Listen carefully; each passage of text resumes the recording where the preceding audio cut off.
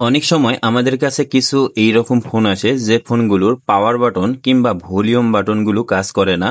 আবার পরবর্তীতে রিপেয়ার করতে যায় দেখা যায় যে ভলিউম বাটন কিংবা পাওয়ার বাটনের রেবনগুলো পুরাই নষ্ট হয়ে গেছে কিংবা ছিঁড়ে উঠে গেছে। পরবর্তীতে এই রেবনগুলো মার্কেটেও কিনতে পাওয়া যায় না। সেক্ষেত্রে যেভাবে আমি কাজ করি অবশ্যই ভিডিওটি দেখে শিখিয়ে রাখুন এবং ভিডিওটি ভালো লাগলে বন্ধুদের সঙ্গে শেয়ার করে দিন। দেখতে পাচ্ছেন ডিসপ্লের একটি ফ্লাক্স কেবল অর্থাৎ রেবন। এই রেবনটা আমি সাইজ মোতাবেক কেটে নিয়েছি যাতে ভলিউম সুইচ গুলো আমি লাগিয়ে নিতে পারি। এন্ড আপনারা দেখতে পাচ্ছেন সুন্দরভাবে দুইটি আমি ফুটো করে দুপাশে সুইচ লাগার পজিশন মতো ঘুষিয়ে নিয়েছি। এবার সুন্দরভাবে এখানে সুইচ লাগিয়ে নিয়ে জাম্পার করে মাদারবোর্ডের সঙ্গে অ্যাডজাস্ট করে নিয়েছি, দেখতেই পাচ্ছেন। এবারে চেক করে দেখবো যে ভলিউম বাটনটি অ্যাকুরেট ভাবে কাজ করে কিনা। এন্ড আপনারা দেখতেই পাচ্ছেন খুব সুন্দরভাবে কিন্তু ভলিউম বাটনটি কাজ করছে। এই ট্রিক্সে চাইলে ভলিউম বাটন কিংবা পাওয়ার বাটন খুব সহজে রিপেয়ার করে নিতে পারবেন যেগুলো মার্কেটে কিনতে পাওয়া যায় না। সো ভিডিওটি ভালো লাগলে অবশ্যই ইউটিউব চ্যানেলটিকে সাবস্ক্রাইব করে ফেসবুক পেজটিকে ফলো দিয়ে রাখবেন।